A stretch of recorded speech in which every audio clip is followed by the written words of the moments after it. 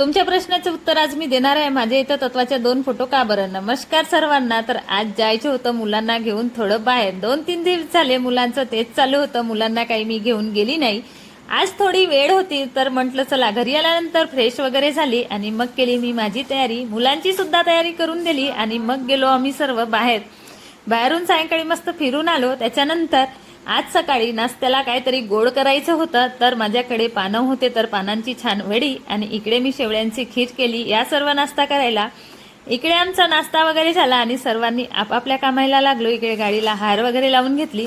आज तर दसरा आहे. आणि मग मला भरपूर कमेंट आले होते की ताई तुमच्या घरच्या हवनामध्ये 2 तत्वाच्या फोटो का बरं दिसतात थोडं सांगा. तर चला मी तुम्हाला सांगते. 1 तत्वाची फोटो आमच्या घरची आहे आणि 1 तत्वाची फोटो ही शॉपमध्ये. शॉपमध्ये आमच्या इथं तत्वाची फोटो लावली आहे कारण आपण शॉपमध्ये विनंती करत असतो, ज्योत लावत असतो म्हणून.